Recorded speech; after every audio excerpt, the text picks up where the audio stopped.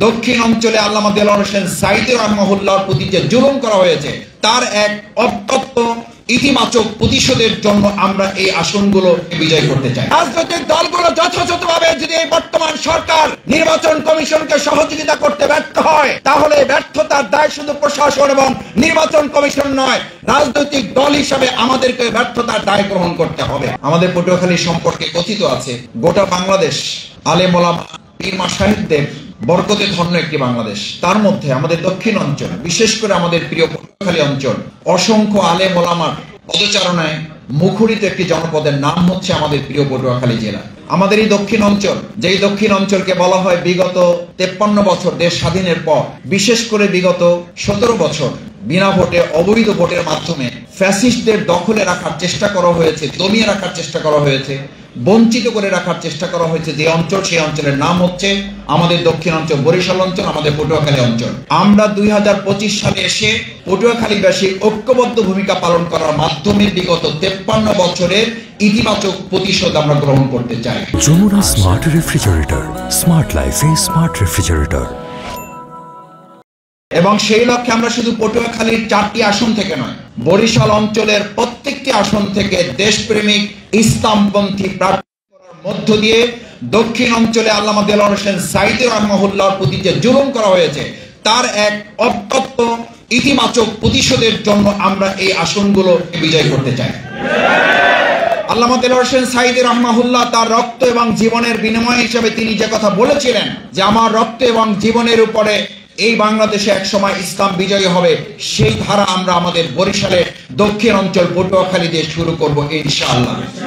সম্মানিত পটুয়াখালীবাসী, আজকে পটুয়াখালী ফোরাম এটি একটি অরাজনৈতিক নিরপেক্ষ একটি সংগঠনের নাম। আলহামদুলিল্লাহ আমরা এখন যে সরকারে আছি এটিও নিরপেক্ষ একটি সরকারে বাংলাদেশ পরিচালিত হচ্ছে।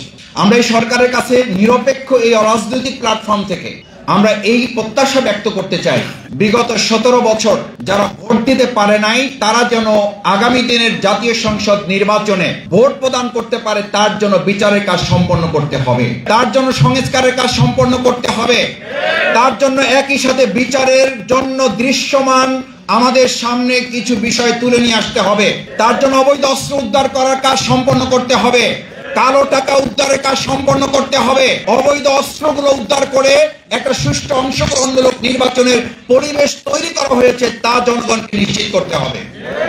সম্মানিত পটুয়াখালীবাসী, আমরা আজকে আপনাদের কাছে এই কথা এই কারণে বলতে চাই, বিগত দিনে পটুয়াখালীর নানান জায়গা থেকে গোটা বাংলাদেশকে কলঙ্কিত করা হয়েছে।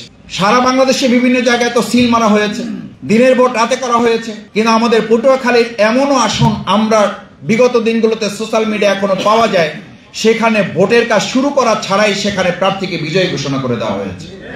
এই কলঙ্ক থেকে আগামী দিনে পটুয়াখালীকে মুক্ত করার জন্য আজকে পটুয়াখালীবাসীর কাছে জানতে চাই, আগামী দিনে যদি কোনো আবার নতুন ফ্যাসিস্ট কেউ যদি এই চিন্তা করে যে আমার ভোট আমি দেব, যাকে খুশি তাকে দেব, সৎ যোগ্য দক্ষ দেশপ্রেমিক যোগ্য নেতাকে দেব, এই জায়গায় যদি এসে কেউ বাদ সাধে, আমরা 2024-এর 5ই আগস্ট জীবন বাজি রেখেছি, আমাদের ছাত্র জনতা জীবন বাজি রেখেছে, ভোটের অধিকারের জন্য আগামী দিনে যদি প্রয়োজন হয় আমরা আবার জীবন বাজি রাখবো, আমাদের ভোট দিয়ে কাউকে ছিনিমিনি খেতে দেওয়া হবে। আমরা বর্তমান সরকার এবং নির্বাচন কমিশনকে একটা কথা পরিষ্কার বলতে চাই, বিগত যে কোনো দিনের তুলনায় যদি আগামী দিনে একটা সুষ্ঠু নিরপেক্ষ অবাধ অংশগ্রহণমূলক নির্বাচন করতে না পারা যায়, তাহলে এই দেশের কোন একটা সরকার ব্যর্থ হবে না, কোন রাজনৈতিক দল শুধুমাত্র ব্যর্থ হবে না, ব্যর্থ হবে আমার এই প্রিয় মাতৃভূমি বাংলাদেশ। সুতরাং আমরা যারা এখানে উপস্থিত আছি পটুয়াখালীস্থ ঢাকার বাসী, আমরা কি আমাদের বাংলাদেশকে ব্যর্থ হতে দিতে চাই? যদি না দিতে চাই তাহলে আমরা বর্তমান অন্তর্বর্তীকালীন সরকার নির্বাচন কমিশনে যারা গুরুত্বপূর্ণ দায়িত্ব পালন করছেন, আমরা তাদের সাথে সহযোগিতার ভিত্তিতে সুষ্ঠু অবাধ নিরপেক্ষ অংশগ্রহণমূলক একটা নির্বাচনের মাধ্যমে আগামী দিনে জনগণের সরকার হবে। জনগণ যাদেরকে সমর্থন দিবে, জনগণ যাদেরকে মত দিবে, জনগণ যাদের পক্ষ নিবে, তারা তাদের সমর্থন ব্যক্ত করতে পারে, সেটার পরিবেশ তৈরি করতে হবে। আমরা লক্ষ্য করছি, পত্রপত্রিকা আমরা দেখছি, আমরা আশ্চর্য এবং বিস্মিত হচ্ছি যে আমরা একটা সুষ্ঠু নির্বাচন করতে পারবো কিনা, এই কারণে কেউ কেউ পদত্যাগ করার মতো চিন্তা তার মধ্যে প্রকাশ পাচ্ছে। এই উদ্বেগ উৎকণ্ঠার জন্য শুধু প্রশাসন নয়, রাজনৈতিক দলের জন্য দায়ী বলে আমরা মনে করি।